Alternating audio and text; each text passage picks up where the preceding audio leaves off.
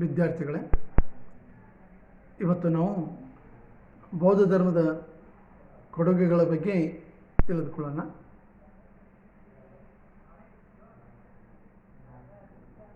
ಬೌದ್ಧ ಧರ್ಮದಲ್ಲಿ ಶಿಕ್ಷಣದ ಕೊಡುಗೆ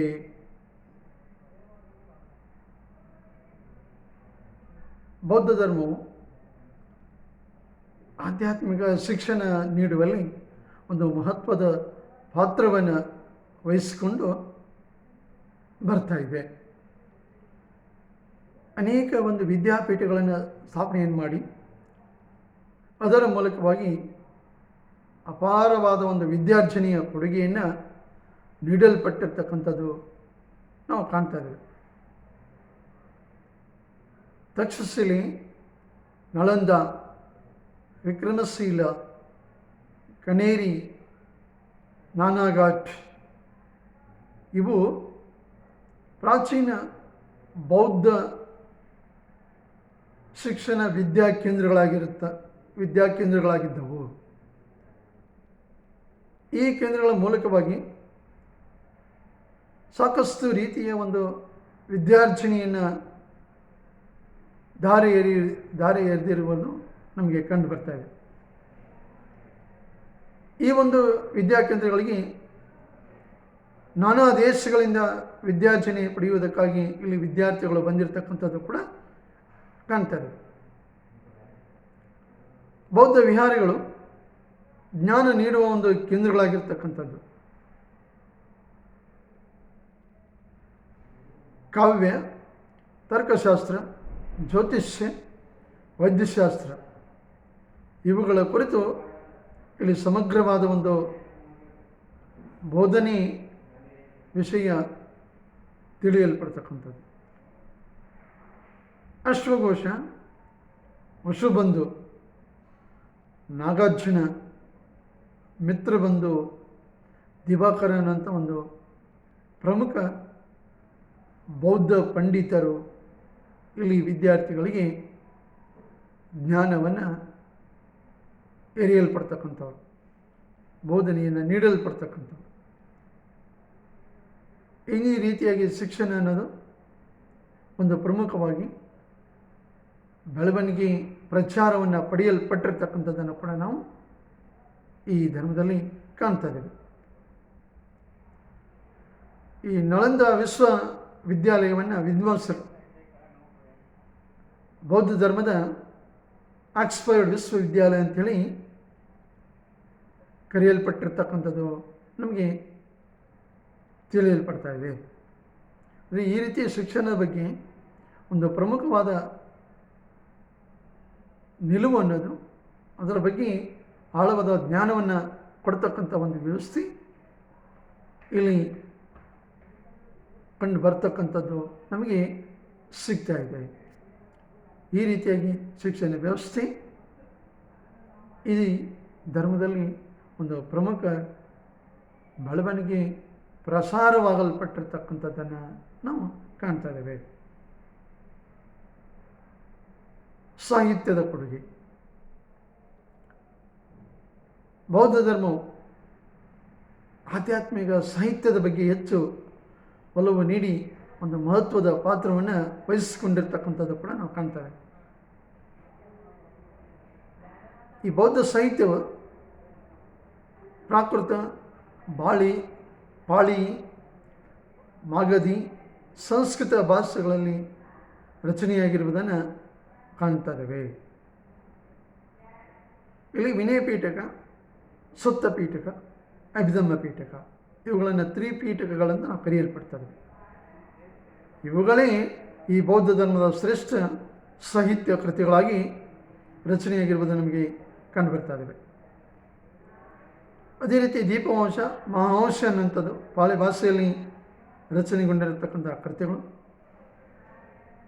ನಂತರ ಜಾತಕ ಕಥೆಗಳು ಅನ್ನುವಂಥದ್ದು ಕೂಡ ಒಂದು ಪ್ರಮುಖ ಕೃತಿಗಳಲ್ಲಿ ರಚನೆಯಾಗಿರ್ತಕ್ಕಂಥದ್ದು. ಈ ರೀತಿ ಇಂಥ ಒಂದು ಅನೇಕ ರೀತಿಯಾಗಿರುವಂಥ ಯಾವ ದಿವ್ಯಾವಧಾನ, ಲಲಿತ ವಿಸ್ತಾರ, ವಿಭಾಷಾ ಶಾಸ್ತ್ರ ಅನ್ನುವಂಥದ್ದು. ನಂತರ ಅಶ್ವಘೋಷನ ಒಂದು ಬುದ್ಧ ಚರಿತೆ, ನಂತರ ಮೆನಾಂಡರನ ಮಿಳಿಂದ ಫನೋ ಅನ್ನುವಂಥದ್ದು. ಈ ರೀತಿಯಾಗಿರ್ತಕ್ಕಂಥ ಕೃತಿಗಳು ಬೌದ್ಧ ಸಾಹಿತ್ಯವನ್ನು ಶ್ರೀಮಂತಗೊಳಿಸಿ ಅದರ ಒಂದು ಪ್ರಚಾರವನ್ನು ಸಂಘಟನೆಯನ್ನು ಮಾಡಲ್ಪಟ್ಟಿರ್ತಕ್ಕಂಥದ್ದು ನಾವು ಕಾಣ್ತಾ ಇದ್ದೇವೆ. ಇದರಿಂದಾಗಿ ಬೌದ್ಧ ಧರ್ಮ ಹೆಚ್ಚು ಒಂದು ಪ್ರಬಲ ಮತ್ತು ಪ್ರಸಿದ್ಧ ಧರ್ಮವಾಗಿ ಬೆಳೆಯಲ್ಪಡ್ತಕ್ಕಂಥದ್ದನ್ನು ಭಾರತ ಮತ್ತು ಇತರ ವಿದೇಶಗಳಲ್ಲಿ ಕೂಡ ನಾವು ಈ ಸಾಹಿತ್ಯಿಕ ರಚನೆಗಳ ಮೂಲಕವಾಗಿ ಈ ಧರ್ಮವನ್ನು ಪ್ರಮುಖವಾಗಿ ಸ್ವೀಕಾರ ಮಾಡಿರ್ತಕ್ಕಂಥದ್ದು, ಅದನ್ನು ಅನುಯಾಯಿಗಳ ಸಂಘಟನೆ ಮಾಡಿಕೊಂಡಿರ್ತಕ್ಕಂಥದ್ದನ್ನು ಕೂಡ ನಾವು ಕಾಣ್ತಾ ಇದ್ದೇವೆ. ಕಲೆ ಮತ್ತು ವಾಸ್ತುಶಿಲ್ಪದ ಕೊಡುಗೆ ಏನಂಥದ್ದು? ಬೌದ್ಧ ಧರ್ಮವು ಕಲೆ ವಾಸ್ತುಶಿಲ್ಪಗಳಿಗೆ, ಚಿತ್ರಕಲೆಗಳಿಗೆ ಅಪಾರವಾದ ಒಂದು ಕೊಡುಗೆಯನ್ನು ನೀಡಿಕೊಂಡು ಬಂದಿರತಕ್ಕಂಥದ್ದು ನಮಗೆ ಅನೇಕ ರೀತಿಯ ಒಂದು ಪುರಾವೆಗಳು, ಅವಶೇಷಗಳು ಇಲ್ಲಿ ಸಿಗ್ತಾ ಇದ್ದಾವೆ. ದೇಶ ವಿದೇಶಗಳಲ್ಲಿ ನಾವು ಸಂಚರಿಸಿ ನೋಡಿದಾಗ ವಿಹಾರಗಳನ್ನಂಥದ್ದು, ಚೈತ್ಯಾಲಯಗಳು, ಗುಹಾಂತರ ದೇವಾಲಯಗಳು ನಿರ್ಮಾಣವಾಗಿರ್ತಕ್ಕಂಥವುಗಳು ಸಿಗ್ತಾ ಇದ್ದಾವೆ. ಯಾವ ಭಾರತದಲ್ಲಿರುವಂಥ ಬುದ್ಧಗಯಾ ಅನ್ನಂಥದ್ದು, ಬರಾಬರ್ ಗುಹಾಲಯ ಅನ್ನಂಥದ್ದು, ಸಾಂಚಿ ಸ್ತೂಪ, ಸಾರಾನಾಥದಲ್ಲಿ ಎಲ್ಲೋರ, ಅಜಂತ, ನಾಗಾರ್ಜುನಕೊಂಡ, ನಾಸಿಕ್, ಅಮರಾವತಿ, ಹೀಗೆ ಇತ್ಯಾದಿ ಕಡೆಗಳಲ್ಲಿ ಪ್ರಮುಖವಾಗಲ್ಪಟ್ಟಿರುವಂಥ ಬೌದ್ಧ ಧರ್ಮಕ್ಕೆ ಸಂಬಂಧಪಟ್ಟಂಥ ವಿಹಾರಗಳು, ಸ್ತೂಪಗಳು, ಚೈತ್ಯಾಲಯಗಳು ನಮಗೆ ಪ್ರಸಿದ್ಧವಾಗಿ ಸಿಗ್ತಾ ಇದ್ದಾವೆ. ಅದಕ್ಕಾಗಿ ಈ ಚೈತ್ಯಾಲಯಗಳನ್ನು ಅವರು ಪೂಜಾಸ್ಥಳ ಅಂತ ಕರೆಯಲ್ಪಡ್ತಕ್ಕಂಥದ್ದು. ನಂತರ ಯಾವ ಸ್ತೂಪಗಳನ್ನು ಬುದ್ಧನ ನಿರ್ಮಾಣದ ಒಂದು ಸ್ಥಳ ಅಂತೇಳಿ ಕರೆಯಲ್ಪಡ್ತಕ್ಕಂಥದ್ದು, ವಿಹಾರಗಳನ್ನು ಸನ್ಯಾಸಿಗಳ ಒಂದು ವಸತಿಯ ಸ್ಥಳಗಳಂತೇಳಿ ಗುರುತಿಸ್ತಾ ಇದ್ದೇವೆ. ಹೀಗೆ ಈ ರೀತಿಯಾಗಿ ಕಲೆ ವಾಸ್ತುಶಿಲ್ಪ ಕೂಡ ಈ ಬೌದ್ಧ ಧರ್ಮದಲ್ಲಿ ಅಷ್ಟೇ ಒಂದು ಶೀಘ್ರಗತಿಯ ಬೆಳವಣಿಗೆಯನ್ನು ಪಡ್ಕೊಂಡು ಆ ಧರ್ಮದ ಒಂದು ಜಾಗೃತಿಯನ್ನು, ಗೌತಮ ಬುದ್ಧನ ವಿಗ್ರಹವಾಗಲಿ, ಯಾವ ಪ್ರಮುಖವಾಗಲ್ಪಟ್ಟಿರ್ತಕ್ಕಂಥ ಧರ್ಮದ ತತ್ವಗಳ ಒಂದು ಉಪದೇಶಗಳನ್ನು ಒಳಗೊಂಡಿರ್ತಕ್ಕಂಥ ಪ್ರಮುಖ ಸಾರಾಂಶದ ಒಂದು ಪ್ರಮುಖ ಕಟ್ಟಡಗಳನ್ನು ನಾವು ಅನೇಕ ರೀತಿಯ ಈ ನಿಲುವಿನಲ್ಲಿ ಕಾಣಲ್ಪಡ್ತಾ ಇದ್ದೇವೆ. ಹೀಗೆ ಈ ರೀತಿಯಾಗಿ ಈ ಬೌದ್ಧ ಧರ್ಮದ ಒಂದು ಕಲೆ ವಾಸ್ತುಶಿಲ್ಪ ಅನ್ನೋಂಥದ್ದು ಕೂಡ ಒಂದು ಪ್ರಮುಖವಾಗಲ್ಪಟ್ಟಿರ್ತಕ್ಕಂಥ ಒಂದು ನೆಲೆಗಟ್ಟನ್ನು, ವಿಸ್ತಾರವನ್ನು ತಿಳಿಸಲ್ಪಡ್ತಕ್ಕಂಥದ್ದು. ಬೌದ್ಧ ಮಹಾಸಮ್ಮೇಳನಗಳು ಅನ್ನೋಂಥದ್ದು, ಬುದ್ಧನ ನಿಧನದ ನಂತರದಲ್ಲಿ ಅವನ ಶಿಷ್ಯರು 5 ಜನ ಶಿಷ್ಯರು ಬೌದ್ಧ ಮಹಾಸಮ್ಮೇಳನವನ್ನು ನಡೆಸ್ತಾ ಇದ್ದಾರೆ. ಅವುಗಳನ್ನು ನಾವು ಬೌದ್ಧ ಮಹಾಸಮ್ಮೇಳನಗಳಂತೇಳಿ ಇಲ್ಲಿ ಕರೆಯಲ್ಪಡ್ತಾರೆ. ಇಲ್ಲಿ 1ನೆಯ ಪ್ರಥಮ ಬೌದ್ಧ ಮಹಾಸಭೆಯು ಕ್ರಿಸ್ತಪೂರ್ವ 487ರ ಅವಧಿಯಲ್ಲಿ ಮಗಧದ ರಾಜಧಾನಿಗಿರ್ತಕ್ಕಂಥ ರಾಜಗೃಹದಲ್ಲಿ ಸಮಾವೇಶವಾಗ್ತಾ ಇದೆ. ಮಹಾಕಶ್ಯಪನಂತವನು ಅಲ್ಲಿ ಅಧ್ಯಕ್ಷತೆ ವಹಿಸಿರ್ತಕ್ಕಂಥದ್ದು. ಇಲ್ಲಿ ಈ ಬುದ್ಧನ ಶಿಷ್ಯರಾಗಿರ್ತಕ್ಕಂಥ ಆನಂದ, ಉಪಾಲಿ, ಸುಬಂಧು ಅನ್ನಂಥವರು ಭಾಗವಹಿಸಿರ್ತಕ್ಕಂಥದ್ದು. ಇಲ್ಲಿ ಬುದ್ಧನ ಧಾರ್ಮಿಕ ಸಿದ್ಧಾಂತಗಳನ್ನು ಮತ್ತು ಸನ್ಯಾಸಿಯ ನಿಯಮಗಳನ್ನು ಸಂಗ್ರಹಿಸಿ ಒಂದು ಗ್ರಂಥ ರೂಪದಲ್ಲಿ ರಚನೆ ಮಾಡಲಾಗ್ತಾ ಇದೆ. ಅವುಗಳನ್ನೇ ನಾವು ಧರ್ಮಪೀಠಕ, ವಿನಯ ಪೀಠಕ ಅಂಥೇಳಿ ಈ ಸಾಹಿತ್ಯಗಳನ್ನು ಕರೀತಾ ಇದ್ದೇವೆ. ದ್ವಿತೀಯ ಬೌದ್ಧ ಮಹಾಸಭೆಯು ಕ್ರಿಸ್ತಪೂರ್ವ 387ರಲ್ಲಿ ವೈಶಾಲಿಯೊಳಗೆ ಸಮಾವೇಶವಾಗ್ತಾ ಇದೆ. ಇಲ್ಲಿ ಈ ಪ್ರಮುಖವಾಗಲ್ಪಟ್ಟಿರುವಂಥ ಕಾಕವರ್ಮ ಅನ್ನಂಥವನ ಒಂದು ಅಧ್ಯಕ್ಷತೆಯಲ್ಲಿ ಈ ಸಮ್ಮೇಳನ ಜರುಗುತ್ತಾ ಇದೆ. ಇಲ್ಲಿ ಈ ವಿನಯ ಪೀಠಕದ ಒಂದು ಪ್ರಮುಖವಾಗಲ್ಪಟ್ಟಿರುವಂಥ ನಿಯಮಗಳನ್ನು ಸಡಿಲಗೊಳಿಸಬೇಕು, ಗೊಳಿಸಬಾರದೆಂಬ ಭಿನ್ನಾಭಿಪ್ರಾಯಗಳಲ್ಲಿ ಉಂಟಾಗ್ತವೆ. ಅದಕ್ಕಾಗಿ ಇಲ್ಲಿ ಮಹಾಸಾಂಘಿಕರು, ಸ್ಥಾವರವಾದಿಗಳು ಅನ್ನೋಂಥ 2 ಗುಂಪುಗಳು ರಚನೆಯಾಗಿರ್ತಕ್ಕಂಥದ್ದನ್ನು ಕೂಡ ಈ 2ನೆಯ ಮಹಾಸಭೆಯಲ್ಲಿ ನಾವು ಕಾಣ್ತಾ ಇದ್ದೇವೆ. ಇನ್ನು 3ನೆಯ ಮಹಾಸಭೆಯು ಕ್ರಿಸ್ತಪೂರ್ವ 234ರಲ್ಲಿ ಪಾಟ್ಲಿಪುತ್ರದೊಳಗೆ ಸಮಾವೇಶವಾಗಿರ್ತಕ್ಕಂಥದ್ದನ್ನು ಮೊಘಲಿ ಪುತ್ರ ತಿಸ್ಸನ್ ಅಂತವನು ಇದರ ಅಧ್ಯಕ್ಷತೆಯನ್ನು ವಹಿಸಿಕೊಂಡಿರ್ತಕ್ಕಂಥದ್ದು. ಇಲ್ಲಿ ಬುದ್ಧನ ತತ್ವಗಳಲ್ಲಿ ಏಕತೆಯನ್ನು ತರುವ ವಿಚಾರವನ್ನು ಮಾಡಲಾಗ್ತಾ ಇದೆ.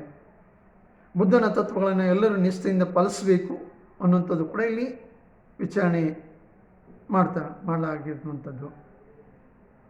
ನಂತರ ಈ ಬುದ್ಧನ ಬೋಧನೆಗಳನ್ನೊಳಗೊಂಡ ಅಭಿಧಮ್ಮ ಪೀಠಕ ಅನ್ನೋಂಥ ಒಂದು ಕೃತಿಯು ಕೂಡ ಇಲ್ಲಿ ರಚನೆಯಾಗಿರ್ತಕ್ಕಂಥದ್ದು, ಅದನ್ನು ಕೂಡ ಇಲ್ಲಿ ಹೊರ ತರಲಾಗ್ತಾ ಇದೆ. ಇನ್ನು 4ನೆಯ ಬೌದ್ಧ ಮಹಾಸಮ್ಮೇಳನವು ಕ್ರಿಸ್ತಶಕ 100ರಲ್ಲಿ ಕಾಶ್ಮೀರದ ಕುಂಡಲವನದಲ್ಲಿ ಸಮಾವೇಶವಾಗ್ತಾ ಇದೆ. ವಸುಮಿತ್ರ ಎಂಬ ಬೌದ್ಧ ಸನ್ಯಾಸಿ ಈ ಸಭೆಯ ಅಧ್ಯಕ್ಷತೆಯನ್ನು ವಹಿಸಿಕೊಂಡಿರ್ತಕ್ಕಂಥದ್ದು. ಅಶ್ವಘೋಷ ಉಪಾಧ್ಯಕ್ಷತೆಯನ್ನು ವಹಿಸಿರ್ತಕ್ಕಂಥದ್ದು. ನಾಗಾರ್ಜುನ ಅನ್ನೋಂಥ ಬೌದ್ಧ ವಿದ್ವಾಂಸನು ಈ ಸಭೆಯಲ್ಲಿ ಕೂಡ ಭಾಗವಹಿಸಿರ್ತಕ್ಕಂಥದ್ದು ವಿಶೇಷತೆಯಾಗಿ ನಮಗೆ ಸಿಗ್ತಾ ಇರ್ತದೆ. ಯಾವ ಬೌದ್ಧ ಧರ್ಮದ ತ್ರಿಪೀಠಿಕೆಗಳ ಮೇಲೆ ಮಹಾಭಾಷ್ಯ ಅನ್ನೋಂಥದ್ದನ್ನು ಇಲ್ಲಿ ಬರೆಯಲಾಗ್ತಾ ಇದೆ. ಇಲ್ಲಿ ಬೌದ್ಧ ಧರ್ಮದಲ್ಲಿ ಉಂಟಾಗಿರ್ತಕ್ಕಂಥ ಭಿನ್ನಾಭಿಪ್ರಾಯಗಳನ್ನು ಬಗೆಹರಿಸುವುದಕ್ಕೋಸ್ಕರವಾಗಿ ವಿಚಾರ ಮಾಡಲಾಗ್ತಾ ಇದೆ. ಆದರೆ ಅದು ಸಫಲವಾಗದೆ ವಿಫಲವಾಗಿರ್ತಕ್ಕಂಥದ್ದು. ಅದರಿಂದಾಗಿ ಈ ಬೌದ್ಧ ಧರ್ಮದಲ್ಲಿ ಹೀನಯಾನ ಮಹಾಯಾನ ಅನ್ನೋಂಥ ಒಂದು ಪಂಥಗಳು ರಚನೆಯಾಗಿರುವಂಥದ್ದು ಉಟ್ಕೊಂಡಿರ್ತಕ್ಕಂಥದ್ದನ್ನು ಕೂಡ ನಾವು 4ನೆಯ ಬೌದ್ಧ ಸಮ್ಮೇಳನದಲ್ಲಿ ಕಾಣ್ತಾ ಇದ್ದೇವೆ. ಕೊನೆಯ 5ನೆಯ ಬೌದ್ಧ ಮಹಾಸಮ್ಮೇಳನವು ಕ್ರಿಸ್ತಶಕ 643ರಲ್ಲಿ ಕನೋಜದೊಳಗೆ ಸಮಾವೇಶ ಆಗ್ತಾ ಇದೆ. ವಯನ್ ಸಾಂಗನು ಇದರ ಅಧ್ಯಕ್ಷತೆಯನ್ನು ವಹಿಸಿಕೊಂಡಿರ್ತಕ್ಕಂಥದ್ದು.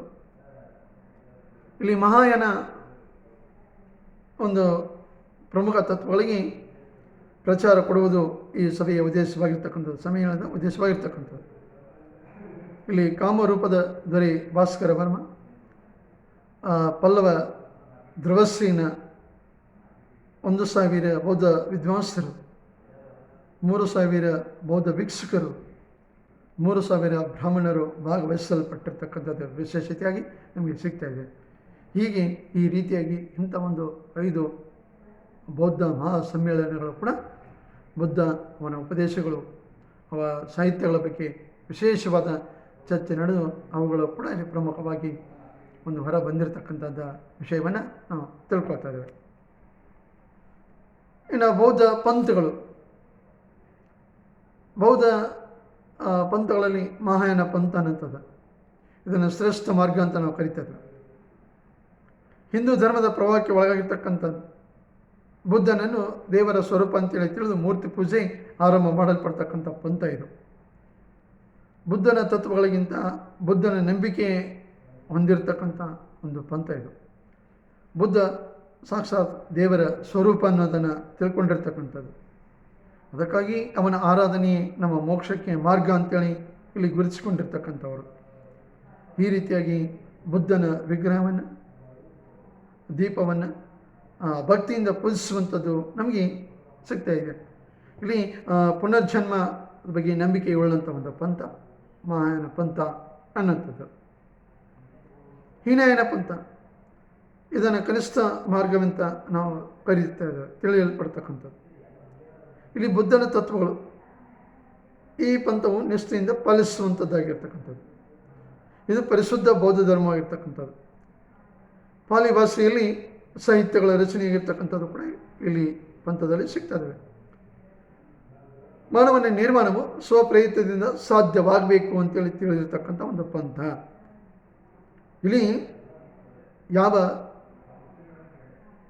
ಕಮಲ, ಆನೆ, ಧರ್ಮ ಚಕ್ರಗಳನ್ನು, ಚಿಹ್ನೆಗಳ ಮೂಲಕವಾಗಿ ಈ ಬೌದ್ಧ ಧರ್ಮದ ಆರಾಧನೆಯನ್ನು ಮಾಡಲ್ಪಡ್ತಕ್ಕಂಥ ಪಂಥ. ಈ ರೀತಿಯಾಗಿ ಇಂಥ ಈ ಪ್ರಮುಖವಾಗಲ್ಪಟ್ಟಿರುವಂಥ ಹೀನಯಾನ ಮಹಾಯಾನ ಪಂಥಗಳು ಕೂಡ ಬೌದ್ಧ ಧರ್ಮದಲ್ಲಿ ಒಂದು ಪ್ರತ್ಯೇಕತೆಯಾಗಿ ಈ ಒಂದು ಬೌದ್ಧ ಧರ್ಮವನ್ನು ಒಂದು ಪ್ರಚಾರ ಮಾಡಿರ್ತಕ್ಕಂಥವುಗಳಾಗಿ ನಾವು ಕಾಣ್ತಾ ಇದ್ದೇವೆ. ಹೀಗೆ ಈ ರೀತಿಯಾಗಿ ಬೌದ್ಧ ಧರ್ಮದ ಒಂದು ಪ್ರಧಾನವಾಗಿರ್ತಕ್ಕಂಥ ಯಾವ ಶಿಕ್ಷಣ ವ್ಯವಸ್ಥೆ, ಸಾಹಿತ್ಯದ ಕೊಡುಗೆ ಅನ್ನೋದು, ಕಲೆಯ ವಾಸ್ತುಶಿಲ್ಪ ಅನ್ನೋದು, ನಂತರ ಅವರ ಬೌದ್ಧ ಮಹಾಸಮ್ಮೇಳನಗಳು, ನಂತರ ಅವರ ಪಂಥಗಳ ಬಗ್ಗೆ ವಿಸ್ತಾರವಾಗಿ ನಾವು ಇಲ್ಲಿ ಈ ಎಲ್ಲ ಒಂದು ಪ್ರಮುಖವಾಗಲ್ಪಟ್ಟಿರ್ತಕ್ಕಂಥ ವಿಷಯಗಳನ್ನು ನಾವು ತಿಳ್ಕೊಳ್ಳುವಂಥದ್ದು ಪ್ರಮುಖವಾಗಿ ಆಗ್ತಾಯಿದೆ ಆಗಿದೆ ಅನ್ನೋದನ್ನು ನಾವು ಪಡಿಸ್ಕೊಳ್ತಾ ಇದ್ದೇವೆ.